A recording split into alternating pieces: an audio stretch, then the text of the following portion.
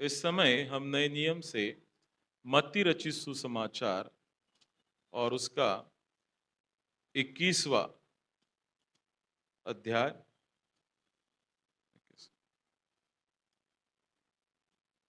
26वां अध्याय वचन 26 से लेकर 30 तक भाई सुशील मोहन जो है हमारे लिए पढ़ेंगे। मत्ती कृत शुभ वर्तमान 26वां अध्याय वचन 26 से 30। Matthew chapter 26 verse 26 to 30। आइए इस शाम के वक्त हम परमेश्वर के वचनों से पढ़ेंगे। नए नियम से मत्ती रचित सुसमाचार उसका 26वां अध्याय वचन 26 से लेकर 30 तक। यहाँ पर इस तौर से लिखा है, जब वे खा रहे थे तो यीशु ने रोटी ली और आशीष मांग कर तोड़ी और चेलों को देकर कहा, लो खाओ, ये मेरी देह है। फिर उसने कटोरा लेकर धन्यवाद किया और उन्हें देकर कहा, तुम सब इसमें से पियो, क्योंकि यह वाचा का मेरा वह लहू है जो बहुतों के लिए पापों की क्षमा के निमित्त बहाया जाता है। मैं तुमसे कहता हूँ कि दाख का यह रस उस दिन तक कभी न पीऊँगा, जब तक तुम्हारे साथ अपने पिता के राज्य में नया न पीऊँ। फिर वे भजन गाकर जैतून पहाड़ पर गए। परमेश्वर का आशीष इन वचनों को पढ़े और सुने जाने पर हो। हाँ। प्रार्थना करेंगे। धन्यवाद देते परमेश्वर आज के इस वक्त के लिए जो वक्त आपने दिखाया, ताकि हम सब मिलके आपके नाम की हमदो सना करने पाए। मैं नहीं बल्कि आपकी आत्मा आपके लोगों से के जरूरत के अनुसार बात करने पाए। ये सब कुछ हम आपके बेटे खुदावन यीशु मसीह के नाम से मांगते सुनर तो कबूल कर, आमीन। परमेश्वर का धन्यवाद हो आज के इस शाम के वक्त के लिए। आप भली भांति जानते हैं कि हम आज प्रभु भोज में हिस्सा लेने जा रहे हैं। और आज जो है हम जब प्रभु भोज में हिस्सा लेते हैं तो कुछ बातों को आपको मालूम होना बहुत जरूरी है। ये जो पूरा हफ्ता है हम इसे पैशन वीक कहते हैं। पता है आपको, बहुत सारे लोग कलीसिया में आए हैं पूरे हफ्ते भर, और इसे हम एक दुख भरा सप्ताह भी कहते हैं। और बच्चों को जो है आप संडे स्कूल में भेज सकते हैं। छोटे बच्चे अगर आपके पास है तो आप उन्हें संडे स्कूल में भेज सकते हैं। So this is a passion week. ये जो है सप्ताह, इसे कहा जाता है दुख भरा एक पूरा सप्ताह। क्या आप जानते हैं इसके बारे में? हमारे बीच में तीन बहनें थी। उन तीनों बहनों ने जो है पहले दिन क्या हुआ, दूसरे दिन सप्ताह के तीसरे दिन क्या हुआ, और आज ये चौथा दिन है। और इन इन तीनों दिनों में अलग अलग बातों को हम बाइबल में देखते हैं। पिछले दिनों में मेरा एक दोस्त थे, उनके साथ में बात कर रहा था और उनसे एक बात मुझे बहुत अच्छी पता चली, और मैं उस बात से बहुत प्रभावित हुआ। शायद परमेश्वर की आत्मा मुझसे कह रही थी कि आने वाले दिनों में तू इस विषय के ऊपर जरूर प्रचार करना। और वही विषय लेके आज मैं आपके सामने आया हूँ। और today's preaching is a borrowed preaching, किसी से ली है मैंने। आई बिलीव दैट, मेरा विश्वास है कि परमेश्वर इस संदेश के द्वारा आपसे बात करेगा। ध्यान से सुनना। आप मेरे साथ है सब, है ना? यहाँ पे 2 सप्ताह, आज का विषय है 2 सप्ताह। एक सप्ताह होता है नहीं क्या, लेकिन एक सप्ताह जो जिस सप्ताह से हम जा रहे हैं, पर आज उन 2 सप्ताहों के बारे में देखेंगे जो सप्ताह इस पूरे दुनिया को जो है वो बनाने में और पुनर्बनाने में उसका उपयोग हो गया। और इसीलिए आज मेरा शीर्षक है, आशीष डिस्प्ले कर, 2 वीक्स क्रिएट्स एंड रिक्रिएट्स। 2 सप्ताह बनाता है और पुनः बनाता है। क्या आपको आइडिया आ गया ये टाइटल? किसको पता चला क्या होगा ये 2 सप्ताह कौन से है? हेलो, यस, बोला बोला ब्रदर। आमीन। सृष्टि की निर्मिति कहां पे लिखी है? उत्पत्ति की किताब में। और दूसरा कौन सा हफ्ता है? ये सप्ताह है। 2 वीक्स आर वेरी इंपॉर्टेंट। 2 सप्ताह, एक पहला सप्ताह था जिस सप्ताह में परमेश्वर ने सब कुछ बनाया था। He created all the things. उन 7 या 8 दिनों में उन्होंने क्या किया था? सभी बातों को पूरा किया था। He created everything. And this is the last week where we will not see Jesus again. हम यीशु मसीह को इसके बाद कभी भी नहीं देखेंगे, शारीरिक रूप में हम उसे कभी भी नहीं देखेंगे। तो यीशु मसीह का इस दुनिया में मानवीय रूप में इस पृथ्वी पे आखिरी सप्ताह है, the last week of his life. And here, the first week where Jesus was there, यीशु मसीह भी वहां पे था जब इस दुनिया का निर्माण हो रहा था. So these 2 weeks are very important in our Christian life. हमारे मसीह जीवन में ये 2 सप्ताह अनन्य साधारण है, बहुत ही महत्वपूर्ण है. और इसीलिए आज मैं इन दोनों सप्ताहों को आपके सामने एक एक करके दिन के हिसाब से लाने की कोशिश करूंगा. 2 weeks which creates and recreates everything. 2 ऐसे सप्ताह जो निर्माण करते हैं, पुनर्निर्माण करते हैं सब बातों का. 2 ऐसे सप्ताह जो निर्माण करता है, पहला सप्ताह, दूसरा सप्ताह पुनर्निर्माण करता है सभी बातों को. उसके बारे में हम गौर करेंगे.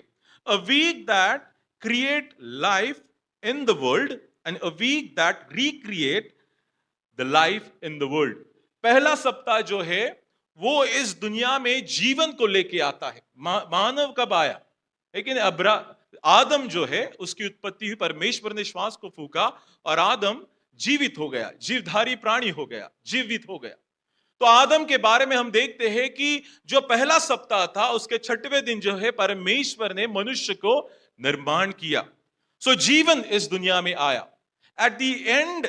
और दूसरा सप्ताह जो है, यही जीवन जो है वो वापस एक बार अपने जीवन को इस पूरे मानव जाति के लिए दे देता है ताकि उनका उद्धार होने पाए.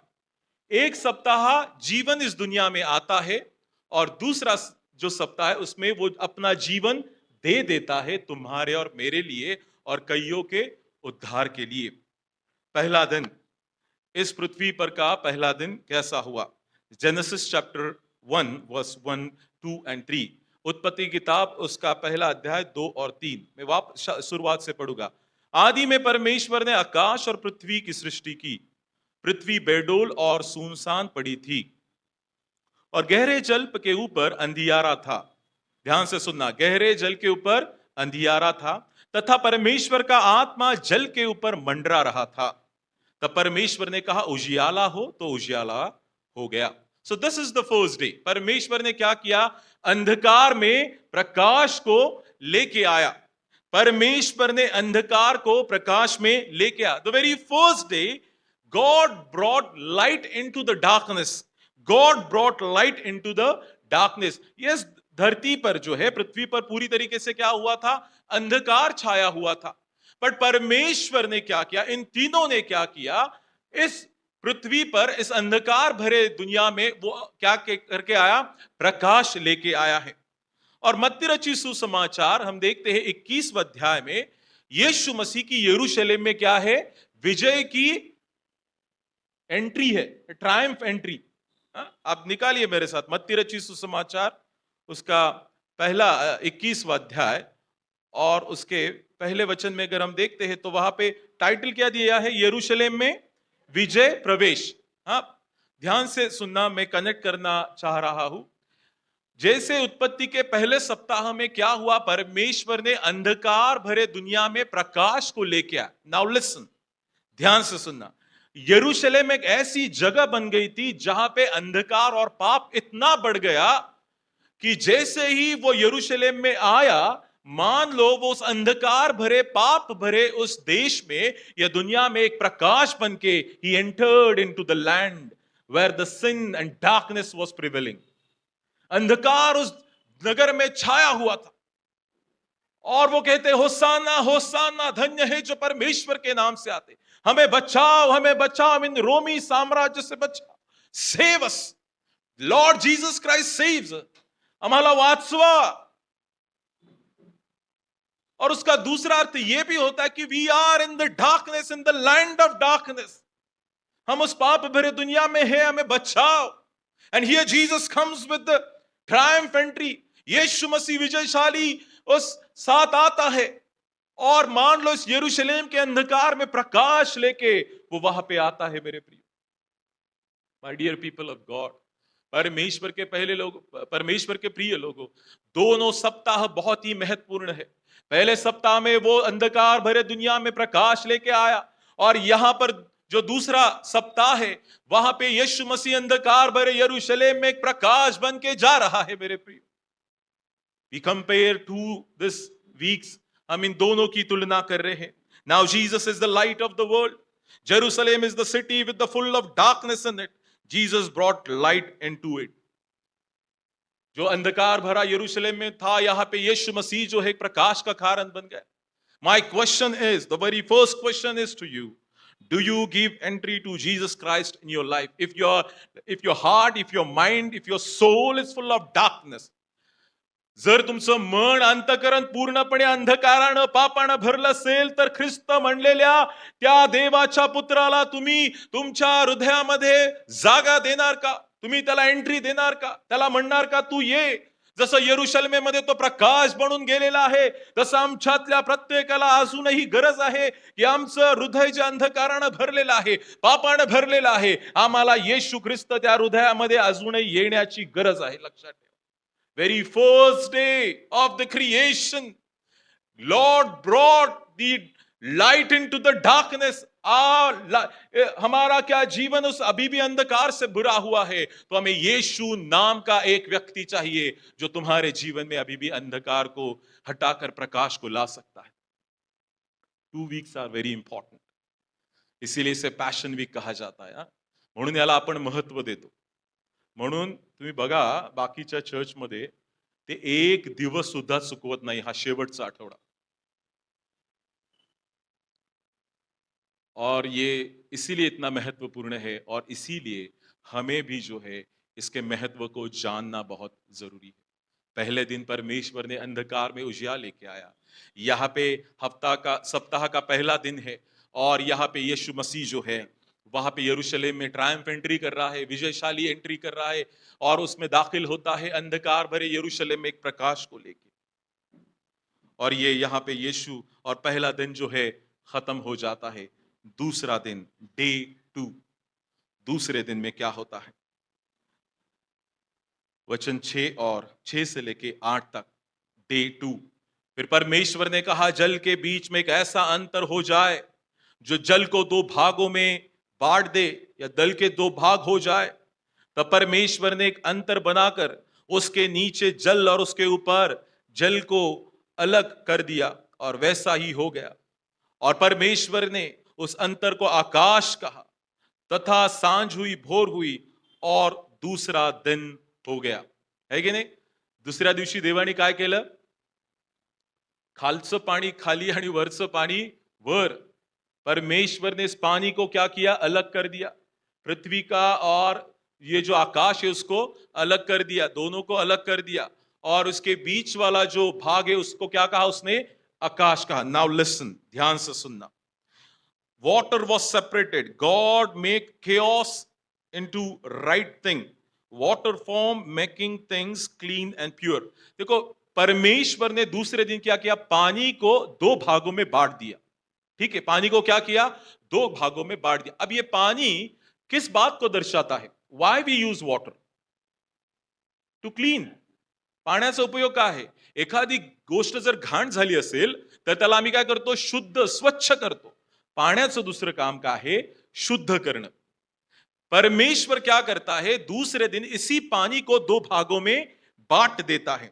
Now in Matthew chapter 21 verse 12 to 13, मत्ती रचित सुसमाचार इसका 21वां अध्याय और उसके 12 और 13 वचन में लिखा है, यीशु ने परमेश्वर के मंदिर में जाकर उन सबको जो मंदिर में लेन देन कर रहे थे निकाल दिया, और सराफों के पढ़े और कबूतरे बेचने वाले की चौकियां उलट दी. और उसने कहा, लिखा है, मेरा घर प्रार्थना का घर कहलाएगा, परंतु तुमने उसे डाकुओं की खोज बनाते हो. See what is doing? क्या कर रहा है? वो स्वच्छ कर रहा है, क्लीन कर रहा है, शुद्ध कर रहा है. This is Lord's house and none of the business shall be run in the house of the Lord. देवाच्या मंदिरात यापुढे कोणत्याही प्रकारचा उद्योग चालणार नाही. आणि म्हणून त्यांनी सगळं उलटून पालथून टाकलं. उसने उन सभी बातों को स्वच्छ करने की कोशिश की, शुद्ध करने की कोशिश की. दूसरे दिन परमेश्वर यो ही कर रहा है.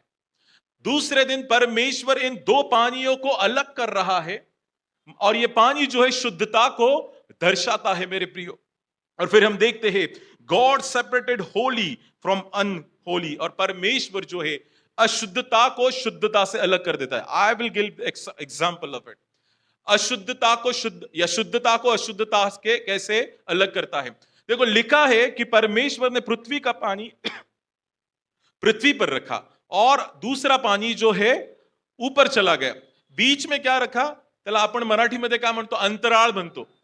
एक वचन सांगतो मी तुम्हाला, एक वचन मी बोलूगा। हे युद्ध रक्त मांसाचं नाही, तर कुठलं आहे? आकाशातील दुरात्म्यांचं आहे। हे जे वर तुम्हाला दिसतंय, स्वर्ग तर खूप वर राहिला, पण हे जे वर दिसतंय त्याच्यामध्ये काय चालू आहे माहितीये का? अशुद्धता आहे। काय आहे? अशुद्धता आहे। दुरात्म्यांचं युद्ध चालू आहे तिथं। So what God has done, देवानी ती हे जे अशुद्ध ज्या गोष्टी आहेत त्यांना काय केलं? त्याला आणि ह्या देवानी या धरतीला काय केलं? वेगळं करून टाकलं। आणि पानी जो है, और पानी जो है एक शुद्धता का बात दिखाते। दूसरे दिन यहाँ पे ये चल रहा है, क्रिएशन स्टोरी में क्या चल रहा है? परमेश्वर जो शुद्ध है और अशुद्ध को अलग कर रहा है। पानी जो शुद्धता का दर्शन दिखाता है, यहाँ पे यीशु मसीह जो है वही शुद्धता को मंदिर में लेके आना चाहते हैं। वो कहता है नहीं, ऐसा नहीं होगा, ये शुद्ध होना चाहिए, पवित्र होना चाहिए, परमेश्वर का मंदिर है। तो दूसरे दिन यहां पे दूसरे सप्ताह में ये चल रहा है, और पहले सप्ताह में जो है क्रिएशन स्टोरी को हम देखते हैं। और केओस था वहां पे, है की नाही? सगळं कसं होतं? पृथ्वी कशी होती? ओबड धोबड होती। देव काय करत आहे? हळूहळू काय करत आहे? सगळं नीट करत आहे। सगळं नीट करत आहे। सगळं एकत्र होतं ना, पाणी, आकाश, सगळं सगळं एकत्र होतं। आता देव काय करतोय माहिती का? ज्याला त्याला उचलून आपापल्या जागेवर ठेवतोय। आमेन, आमेन। येशू ख्रिस्त दुसऱ्या आठवड्यात काय करतोय? ज्याला त्याला सरळ करतोय। ए, माझ्या घरात यायचं नाही, माझ्या घरामध्ये बाजारपेठ लावायची नाही, ज्याला त्याला जिथं तिथून बाहेर काढतोय। असं होणार नाही। तिथं हे तिघं मिळून काय करतात आहे? सगळं काही व्यवस्थित करतात आहे। आता इथं येशू ख्रिस्त त्या मंदिरात जाऊन म्हणतो, हे माझ्या बापाचं घर आहे, हे प्रार्थनेचं घर आहे। दोन्हीकडे केओस होता, देव त्याच्यामध्ये सरळता आणण्याचा प्रयत्न करत आहे। दिवस दुसरा संपून जातो। तीसरा दिवस, डे 3, जेनेसिस उत्पत्ति इसका पहला अध्याय वचन 9 से लेके 13 तक। फिर परमेश्वर ने कहा, आकाश के नीचे का जल एक स्थान में इकट्ठा हो जाए और सूखी भूमि दिखाई दे, और वैसा ही हो गया। परमेश्वर ने सूखी भूमि को पृथ्वी कहा, तथा जो जल इकट्ठा हुआ उसे समुद्र कहा। और परमेश्वर ने देखा ये अच्छा है। फिर परमेश्वर ने कहा, पृथ्वी में हरी घास तथा बीज वाले छोटे छोटे पेड़ और फलदायी वृक्ष भी, जिनके बीज उन्हीं में एक एक जाति के अनुसार पृथ्वी पर उगे, और वैसा ही हो गया। इस प्रकार पृथ्वी से हरी घास और छोटे छोटे पेड़, जिनमें अपनी अपनी जाति के अनुसार बीज होता है, और फलदायी वृक्ष जिनके बीज एक एक जाति के अनुसार उन्हीं में होते हैं, उगे। और परमेश्वर ने देखा यह अच्छा है, तथा सांझ हुई, भोर हुआ, और यह तीसरा दिन हो गया। द थर्ड डे, तो तीसरा दिन है, परमेश्वर जो है इस धरती पे मनुष्य के लिए ऐसे पेड़, ऐसे पौधे बना रहा है जो खाके जीवित रह सके। He is producing the vegetables into this earth. तीसरा दिन क्या है? परमेश्वर किसका निर्माण करता है? पेड़ पौधों का निर्माण करता है। अच्छा, पेड़ पौधों का उपयोग क्या हमारे लिए क्या होता है? मनुष्य के लिए, है की नाही? शेतात धान्य पिकतं, है की नाही? मग त्याला धान्य लागतं, आणि मग ते धान्याचं काय करतो आपण? आमच्याकडे येतं, आम्ही पीठ बनवतो, खातो आणि जिवंत राहतो। समझ रहा है आपको? तो ये पहला सप्ताह जो था क्रिएशन का, उसका तीसरा दिन है। तीसरे दिन में परमेश्वर ऐसी बातों को बनाता है जो खा के मनुष्य जीवित रहे। समझ रहे मेरी बात को? जो खा के मनुष्य जीवित रहे। और यहां पे यीशु मसीह भी वही कर रहा है। मत्ती रचित सुसमाचार 21 अध्याय से लेके 23 अध्याय तक वो बहुत सारी बातों को लोगों को क्या कर रहा है? सिखा रहा है। मतलब परमेश्वर का वचन उन्हें दे रहा है। मनुष्य केवळ भाकरीने नव्हे, तर परमेश्वराच्या मुखातून निघणाऱ्या प्रत्येक वचनाने जगेल। यहां पे वो वचन किस लिए दे रहा है? हमारे आत्मिक जीवन के लिए। देखो, पहले जो सप्ताह था वहां पे परमेश्वर ने तीसरे दिन उन पेड़ों को इसलिए बनाया था कि हम खा के जीवित रह सके। ये दूसरा सप्ताह जो अभी चल रहा है वहां पे भी हो रहा है। यीशु मसीह वचन दे रहा है। ये वचन देने से क्या होगा? हम आत्मिक रीति से जीवित रहेंगे। तो फर्स्ट वीक इज गिविंग, पहला सप्ताह जो है हमारे लिए मानुषिक रूप में जीवित रहने के लिए हमें कुछ दे रहा है।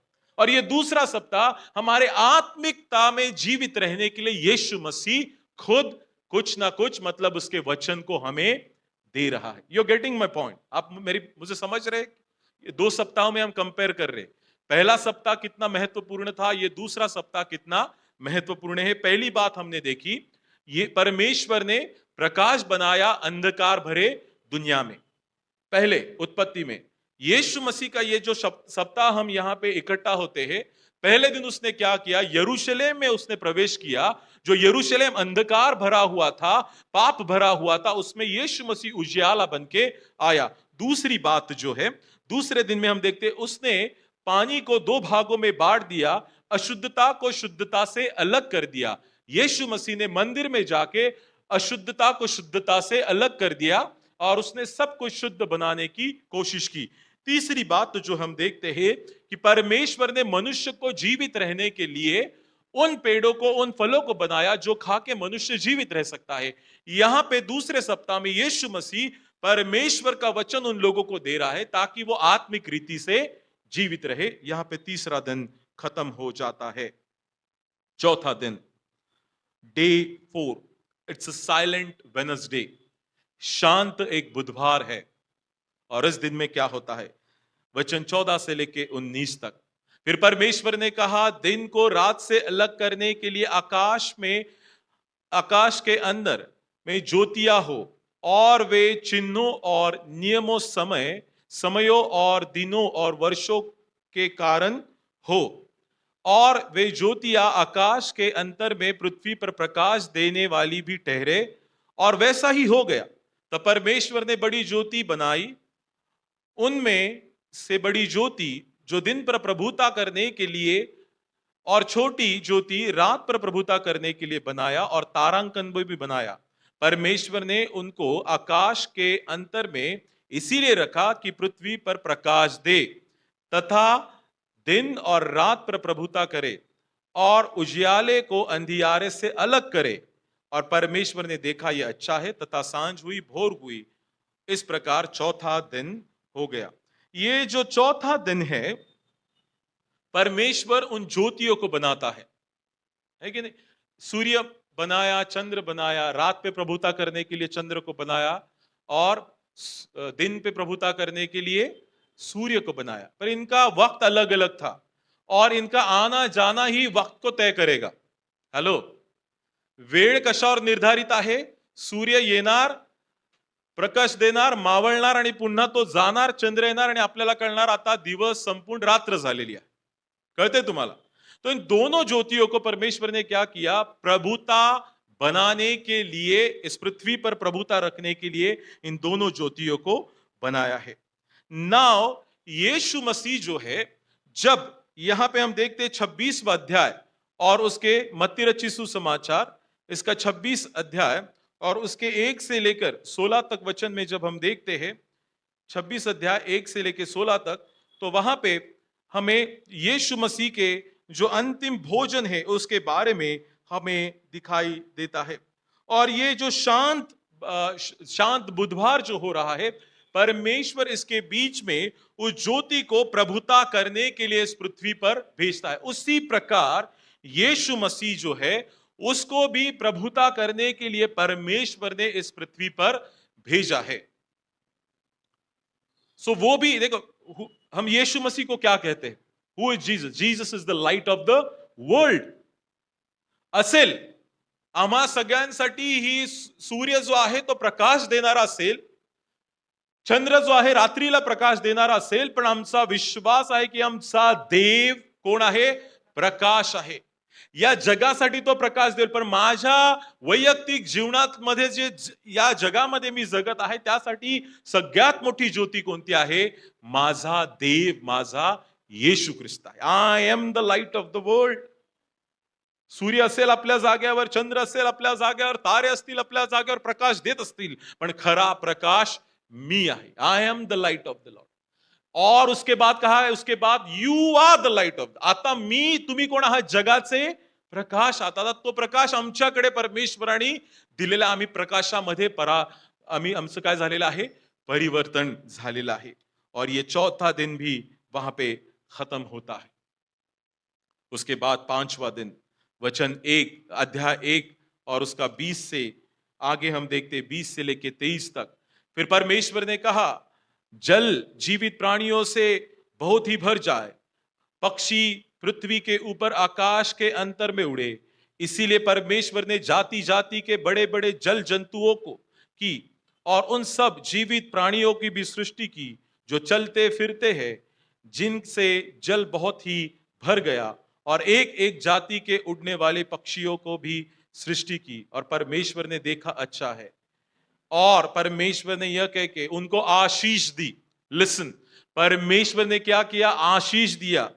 फूलो फलो और समुद्र के जल में भर जाओ और पक्षी पृथ्वी पर बढ़े. तब सांझ हुई, भोर हुआ. इस प्रकार पांचवा दिन हुआ. पांचवें दिन परमेश्वर इस दुनिया में जो है उन पक्षियों को, प्राणियों को बनाता है और उन्हें क्या कहता है? तुम बढ़ो. God blesses. ये चौथा, पांचवा दिन जो है परमेश्वर से क्या करता है? इसमें हमें आशीषित देता है, आशीषित करता है. और वही आज का दिन है जिसे हम मॉन्डी थर्सडे कहते हैं. ये और एक आशीष की बात है. इसी दिन यीशु मसीह अपने चेलों के साथ आखिर का प्रभु भोज देता है. रोटी लेता है, तोड़ता है, आशीषित करता है और उसे दे देता है. सो पांचवें दिन परमेश्वर ने इस पृथ्वी पर जब सृष्टि की रचना कर रहा था, तो पांचवा दिन किस लिए हुआ था? कि वो इस पूरे दुनिया को क्या करे? आशीषित करे. फलो फूलो और इस पृथ्वी पे भर जाओ, बढ़ जाओ. परमेश्वर ने ये जो दिन है पांचवा, उसे आशीष का दिन बनाया है. और यही हम 26 का 17 और 26 में देखते हैं कि परमेश्वर ने, मत्ती रचित सुसमाचार 26 अध्याय 17 और 26 वचन में देखते हैं कि परमेश्वर ने अपने चेलों के साथ इकट्ठा हुआ और प्रभु भोज में हिस्सा लिया और उनको भी उसने क्या किया? आशीषित किया. So that was the first blessing. पहला आशीष क्या था? जब इस दुनिया की निर्माण हो रहा था तो आशीषित क्या किया? कि इस पृथ्वी में भर जाओ. और यहां पे भी उनको आशीषित किया और उनको एक होके धन्यवाद के साथ रोटी तोड़ी और सबको दी और सबको क्या किया? उसने आशीषित किया. तो ये पांचवा दिन जो है आशीष को दर्शाता है. God brings life in the world. Jesus gives life for the world. पहले सप्ताह में परमेश्वर जीवन को इस दुनिया में लेके आता है और दूसरे सप्ताह में यीशु मसीह अपना जीवन इस दुनिया के बहुत सारे पापों के लिए दे देता है. और यहाँ पे पांचवा दिन क्रिएशन का खत्म होता है. The question is, will you accept the body and the blood of Christ? क्या आप यीशु मसीह के उस शरीर को और लहू को ग्रहण करना चाहते हैं? देखो, आज हम प्रभु भोज में हिस्सा लेंगे. ये कोई साधारण बात नहीं है. When we eat the body of Christ, the blood of Christ, it has importance. हमारे लिए बहुत ही महत्वपूर्ण बात है. और वो कहते ही जो है पांचवा दिन खत्म होता है. Now the sixth day come, day 6 come, छठवा दिन. उत्पत्ति की किताब छठवा पहला अध्याय और उसका 26 से लेके 31 तक, 26 से लेके 21 तक. फिर परमेश्वर ने कहा, मनुष्य को अपने स्वरूप के अनुसार अपनी समानता में बनाए और समुद्र की मछलियां, आकाश के पक्षियों और घरेलू पशुओं और सारी पृथ्वी पर और सब रेंगने वाले जंतुओं पर जो पृथ्वी पर रखते हैं अधिकार करे. तब परमेश्वर ने मनुष्य को अपने स्वरूप के अनुसार उत्पन्न किया. अपने ही स्वरूप में अनुसार परमेश्वर ने उनको उत्पन्न किया. नर और नारी करके उसने मनुष्य की सृष्टि की. और परमेश्वर ने उनको आशीष दी और उनसे कहा, फूलो फूलो और पृथ्वी पर भर जाओ और उसको उनके वश में कर लो. और समुद्र की मछलियां तथा आकाश के पक्षियों और पृथ्वी पर रेंगने वाले सब जंतुओं पर अधिकार रखो. और अधिकार रखो। फिर परमेश्वर ने उनसे कहा, सुनो, जितने बीज वाले छोटे छोटे पेड़ सारे पृथ्वी के ऊपर है और जिनके वृक्ष में बीज वाले फल होते हैं, वे सब में मैंने तुमको दिए हैं, वे तुम्हारे भोजन के लिए है। सी, अभी मैंने बोला कि ये जो पेड़ पौधे बनाए थे, इसका कारण क्या था? हमें भोजन प्राप्त करने के लिए परमेश्वर ने उसको दिया था। पहले सप्ताह में इसलिए दिया कि हम खा के जीवित रह सके, और यहाँ पे यीशु मसीह आखिरी सप्ताह में वचन हमें इसलिए देता है कि हम आत्मिक रीति में जीवित रहने सके। थोड़ा सा सोचिए आप कि इस 2 सप्ताह हमें क्या कहते हैं। वचन 30, और जितने पृथ्वी के पशु और आकाश के पक्षी और पृथ्वी पर रेंगने वाले जंतु है, जिनमें जीवन का प्राण है, उन सब के खाने के लिए मैंने सब हरे हरे छोटे पेड़ दिए हैं। और वैसा ही हो गया। तब परमेश्वर ने जो कुछ बनाया था सबको देखा, तो क्या देखा कि वह बहुत अच्छा है। तब सांझ हुई, भोर हुआ, इस प्रकार 6वां दिन हुआ। 6वें दिन में परमेश्वर ने क्या किया? तो मनुष्य को निर्माण किया। आप हैं मेरे साथ सब? 6वें दिन परमेश्वर ने मनुष्य को निर्माण किया। पहले सप्ताह में क्या हुआ? परमेश्वर मनुष्य को निर्माण कर रहा है। और यहां पे जो दूसरा सप्ताह है, वहां पे एक जो दूसरा आदम कहलाता है, वो अपने प्राणों को त्याग रहा है। जीवन येत आहे आणि इथं जीवन जात आहे। दोन्ही दोन्ही दोन्ही आठवडे बघा। एका आठवड्यात काय होत आहे? या जगामध्ये पृथ्वीवर जीवन परमेश्वर आणत आहे, आणि दुसऱ्या आठवड्यात काय आहे? जीवन जे आहे तो आपलं जीवन इतरांसाठी देऊन चाललेला आहे। दोन्ही आठवडे महत्वाचे आहेत, लक्षात ठेवा। दोनों सप्ताह बहुत ही महत्वपूर्ण है। तो यहां पे हम देखते हैं क्रिएशन ऑफ ह्यूमन बीइंग, पहला मानव जाति की निर्माण होती है। और मत्ती रचित सुसमाचार 27 और 27 और 45 में यीशु मसीह अपने आप को इस दुनिया के लिए त्याग देता है। परमेश्वर पहले सप्ताह में मनुष्य को अपने स्वरूप में बनाता है, और उसका स्वरूप कौन है? यीशु मसीह भी है। लिसन केयरफुली, पहले सप्ताह में अपने स्वरूप में वो मनुष्य को बनाता है, और यही परमेश्वर का पुत्र मनुष्य के स्वरूप में आके अपने प्राणों को त्याग देके चला जाता है। आपने ये सुना होगा कि पहले आदम से जीवन, पहले आदम से मृत्यु आई और दूसरे आदम से जीवन आया। दूसरा आदम कोण आहे? प्रभू येशू ख्रिस्त। त्याच्या पाप करण्यामुळे काय आलं? जगामध्ये मृत्यू आला, है की नाही? आदामामुळे। परंतु येशू ख्रिस्त ज्यावेळेस आला, त्यावेळेस आणि काय केलं? त्या पापावर विजय मिळवला आणि पुन्हा एक बार जीवन तो या जगामध्ये घेऊन आला। सो द 6वें दिन को जो है, first Adam life was given, second Adam gives his life for the sin of all the humanity. पहले आदम ने इस दुनिया में जीवन उसको दिया था, पर उसने पाप के कारण मृत्यु को लेके आया। और दूसरा आदम जो यीशु मसीह कहलाता है, उसको मृत्यु मिला था, पर मृत्यु के पश्चात उसने जीवन को इस दुनिया में लेके आए हैं। और वहां पे जो है 6वां दिन खत्म होता है। 7वां दिन, 7वें दिन को क्या किया परमेश्वर ने? विश्राम दिन। जेनेसिस चैप्टर 2 वर्स 2 एंड 3, यो आकाश और पृथ्वी उनकी सारी सेना का बनाना समाप्त हुआ, और परमेश्वर ने अपने काम जिसे वह करता था 7वें दिन समाप्त किया, और उसने अपने किए हुए सारे कामों से 7वें दिन विश्राम किया। Now God has rested that day. परमेश्वर ने उस दिन विश्राम किया। आगे लिखा है, और परमेश्वर ने 7वें दिन को आशीष दी और पवित्र ठहराया, क्योंकि उसमें उसने सृष्टि की रचना के अपने सारे काम से विश्राम किया। God is resting after creating the world.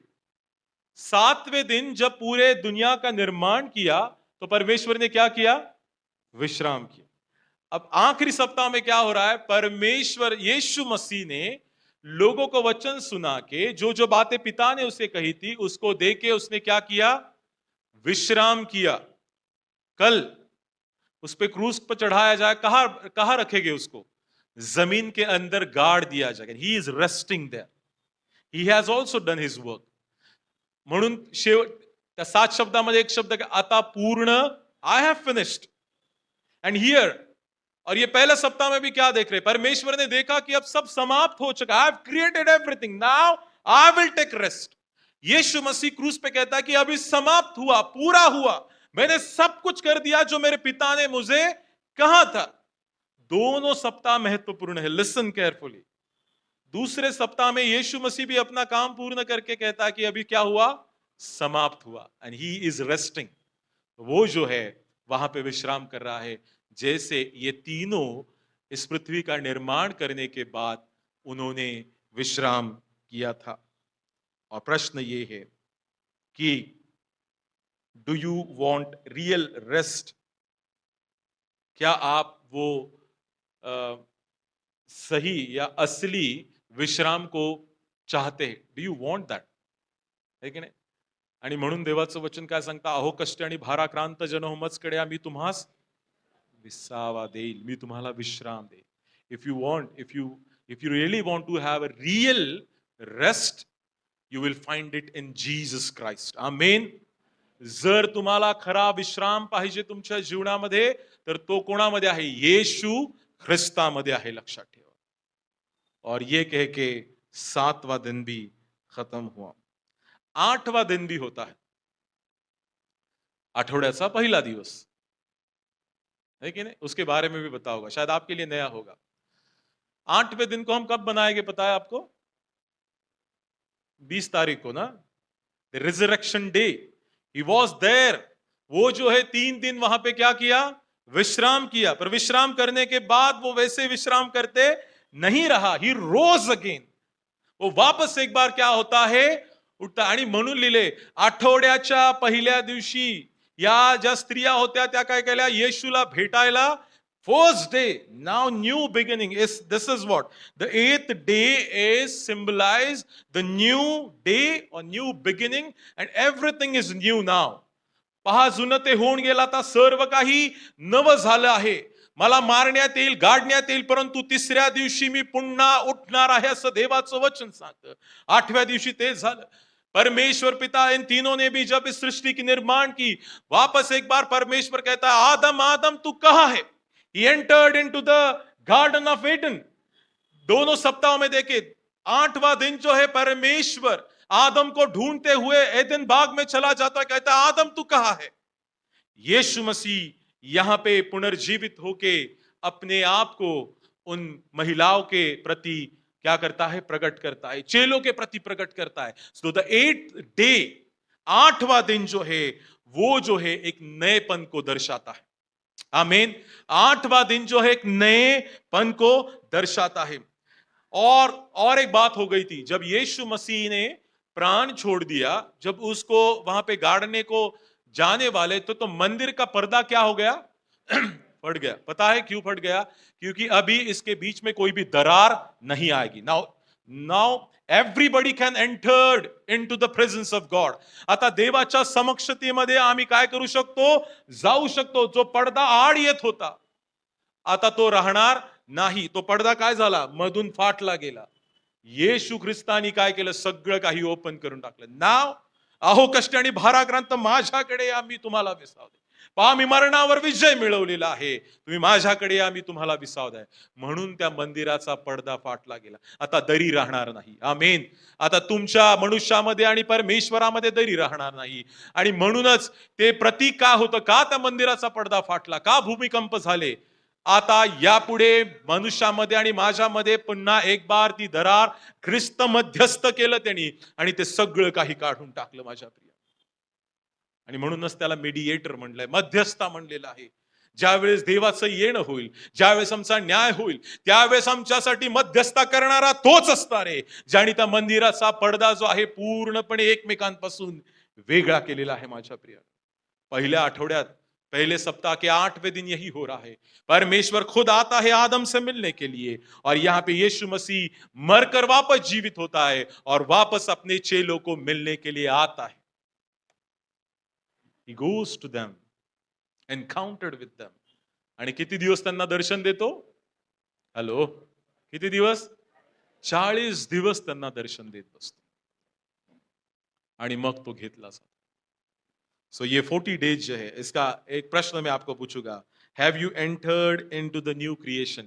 क्या आपने उस नए उत्पत्ति में या नई बातों में आपने प्रवेश किया है या नाही? This is the question. पहा, मी सगळं काही नवीन करणार आहे.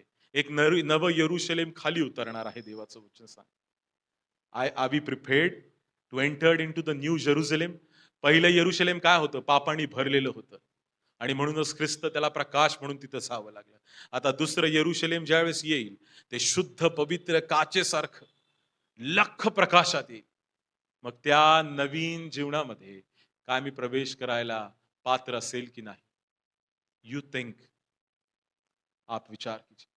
तो पहला सप्ताह कितना महत्वपूर्ण था? आप समझ आया आपको? तो this is a comparative thing. मैंने उसको कंपेयर करने की कोशिश की. ये आखिरी सप्ताह क्यों महत्वपूर्ण है? See, this is not written in the Bible. ये बाइबल में नहीं लिखा है. कोई जो अर्ली चर्च चर्च फादर थे, उन्होंने एक ऐसा बनाया कि ताकि ये मसीह लोगों को इन बातों का महत्व समझने पाए, इसीलिए उन्होंने क्या किया? एक ऐसी बातों को इकट्ठा किया, नाव याच्या बहाण्याने तरी तुम्हाला देवाचं महत्व समजू शकेल. कळते तुम्हाला काय? 40 दिवस काय आहेत? आहे उल्लेख कुठे? नाहीये. परंतु आम्ही करतो, हे करून ठेवलेले का? कारण त्या गोष्टींनी तरी या लोकांनी काय करावं? एकत्र याव्यात आणि ख्रिस्ताच्या मरणाचं, ख्रिस्ताच्या दुःख सहनाचं महत्व त्यांना यातून कळून यावं, म्हणून या गोष्टी आहेत. माझं म्हणणं स्पष्ट आहे. हॅलो हॅलो, तुम्ही जर याच्यावर तर्क वितर्क लावताल तर काही एक उपयोग होणार नाही. याचा जो मेन गाभा आहे तो समजा. कळतंय तुम्हाला?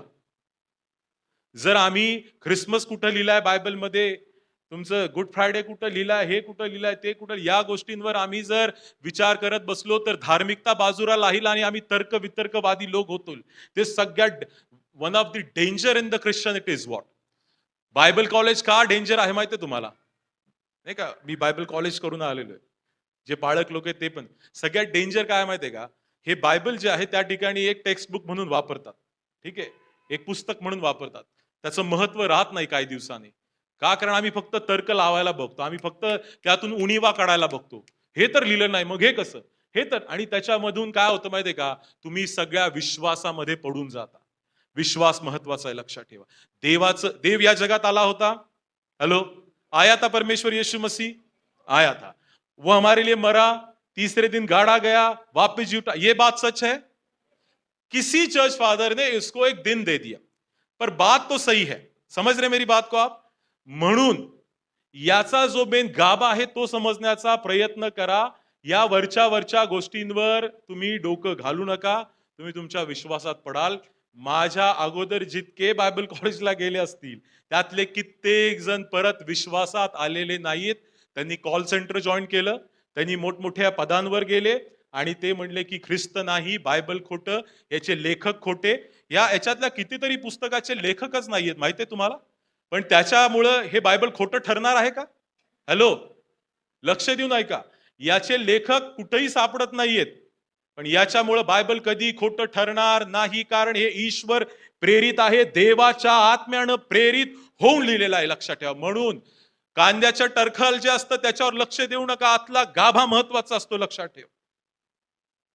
तर्क वितर्क लावत बसू नका, दिवसांवर भांडणं करू नका. हा आठवडा तितक्याच गांभीर्याने घ्या. देव तुमच्याशी बोलायला तयार आहे. हे 40 दिवस जरी बायबलमध्ये लिहिले नसतील तरी या दिवसामध्ये जर मी उपवास केला आणि देव माझ्या बरोबर बोलला तर माझं आयुष्य अजून चांगलं होणार आहे. मी कशाला त्या गोष्टीमध्ये जाऊ की असं का होतं तसं काय होतं? नाही, मला काही गरज नाही त्या गोष्टीची. माझ्यासाठी ख्रिस्त आणि हे जर 40 दिवस माझ्या जीवनामध्ये परिवर्तन असतील तर मी निश्चितच असे कितीतरी 40 दिवस करेन. हेच नाही, मी 21 दिवस उपवास करेन, याच्यानंतर मी 7 दिवसाचा उपवास करेन, याच्यानंतर मी आठवड्याचा उपवास करेन. उपासाला कोणतंही बंधन नाही. पण हे कोणीतरी तयार केलेलं आहे आणि त्याच्यामध्ये जर मी अधिक गांभीर्यानं देवाकडे येतो तर हे काही अंशी चांगलं आहे, लक्षात ठेवा. कळतंय तुम्हाला? 40 दिवसच उपवास करायचे वर्षामध्ये अशातलाही काही भाग नाही. हॅलो, इस्रायली लोक कुठे 40 दिवसाची वाट बघत होते? हा, एस्तेर राणींनी फरमान काढलं आहे की नाही, यहुद्यांना सगळ्यांना मारून टाकत होते, तिने फरमान काढलं, सगळे उपास करा 3 दिवस 3 रात्र. गुरं ढोरं लेकरं बाळ सगळ्यांनी काय केलं? गोंताट नेसला आणि उपास केला. सबने क्या किया? उपवास किया। जब कभी भी उन्हें जरूरत पड़ी तो उन्होंने क्या किया? उपवास किया है। मैं यहां से बोल रहा हूं, मैं यहां से बोल रहा हूं, जब कभी आपको लगे कि आपको उपवास की जरूरत है तो आप जरूर उपवास करो। 40 दिन की राह, हॅलो, आलं लक्षात तुमच्या? 40 दिवसाची वाट बघू बसत नका, बघत बसू नका. याच दिवसात काहीतरी चमत्कार होईल, नाही. तुम्ही उपवास करा. देव तुमच्यासाठी कार्य करणारा देव आहे. 40 दिवसाची उपवास पण आमच्याकडे आलंय ना. हॅलो, कळतंय तुम्हाला? तारण कोणासाठी होतं? यहुद्यांसाठी होतं. आलं ना आपल्याकडे, आणि आपण कवटाळून घेतलं त्याला. आणि म्हणून येशू ख्रिस्त म्हणतो की माझ्या स्वकीयांकडे गेलो, परंतु त्यांनी माझा स्वीकार केला नाही. म्हणून हे कोणाकडे आलं? आपल्याकडे. कोणीतरी लिहून ठेवलं हे फोरफादरनी. आले ना आमच्याकडे 40 दिवस. मी का त्याचा सदुपयोग करू नये? की मी ते का, कशासाठी आले, का आले, त्याच्यावर 100 प्रश्न करू आणि त्याच्यातच माझं डोकं खाऊ आणि माझ्या विश्वासात पण मी पडून जाऊ. सी व्हेरी डेंजर. मी खूप तुम्हाला अगदी मनापासून सांगतोय हे. फार भयंकर आहे. असे कितीतरी खोटे म्हणजे का चुकीचे शिक्षक आहेत YouTubeवर, की ते खूप साऱ्या चुकीच्या गोष्टी लोकांना सांगतात आणि लोक सी प्रीचिंग म्हणजे काय? यहाँ पे है ना, ये 40 दिनों में बहुत लोगों ने क्या किया है? प्रचार किया है. या साल भर प्रचार करते हैं. प्रीचिंगचा दूसरा अर्थ काय होतो माहिती आहे का? मैं क्यों यहां से प्रचार करता हूं? ताकि आपके आत्मिक जीवन में बढ़ोतरी हो सके. हेलो, आपके आत्मिक जीवन में बढ़ोतरी हो सके, ना कि मैं आपको भ्रम में डाल दूं कि आप इसके ऊपर विचार करते करते आपके विश्वास से परे हो जाए. नाही बाबा, हे ख्रिस्तच नाहीये. हे नाहीये, सगळं खोटं आहे, थोतांड आहे सगळं. हे मी असं करायला तुम्हाला एखादा प्रश्न तुमच्यामध्ये मनामध्ये टाकून देऊ आणि मग तुम्ही विचार करताल आणि आपल्या विश्वासापासून परावृत्त होताल. हे महत्वाचं आहे की मी तुम्हाला उत्तेजन देऊ. नाही, आमचा देव जगामध्ये आला होता. तो आज आहे, तो काल होता, आहे आणि इथून पुढेही असणार आहे. तुम्हाला काय होणार? प्रोत्साहन. हा, येस, बाळक साहेबांनी सांगितलं आमचा देव जिवंत आहे. सी, उपदेश हे लोकांच्या उन्नतीसाठी असले पाहिजे. कळतंय तुम्हाला?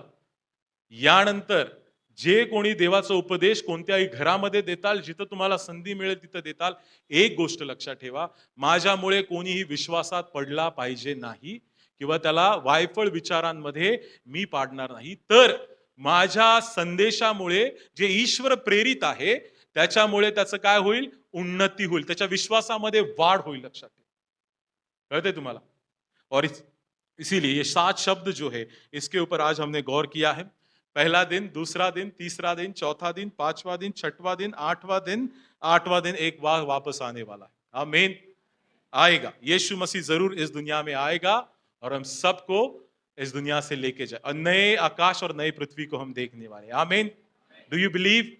आमीन. येस. आमचा देव येणार आहे. आमीन. आमचा देव येणार आहे आणि आमच्यातील प्रत्येकाला घेऊन जाणार आहे, जो विश्वासामध्ये शेवटपर्यंत तग धरून राहिला. है क्या? मैं परमेश्वर के नाम को धन्यवाद देता हूँ इस वचन के लिए. धन्यवाद देता हूँ उस बहन का जिन्होंने, परमेश्वर ने इन विचारों को उनके मन में डाला है. अपूर्वा गजभी उनका नाम है. उन्होंने ये प्रचार को बनाया था. मैंने जब सुना था तो परमेश्वर के आत्मा ने मुझे कहा कि इसी प्रचार को तू तेरे कलीसिया में भी बता कि वो 7 दिन और ये 7 दिन में क्या तुलना है, कितना एक दूसरे से मेल खाते. मैं आशा करता हूँ कि वचन आपके लिए एक आशीष का कारण हुए हैं और आने वाले दिनों में परमेश्वर उस बहन को भी बहुत आज से आशीषित करे. आइए हम अपने सरों को झुकाएंगे और आंखें बंद करके दुआ मांगेंगे. धन्यवाद देते परमेश्वर आज के इस वक्त के, जो वक्त आपने दिखाया ताकि हम सब मिलके आपके नाम की हमद सुना करने पाए.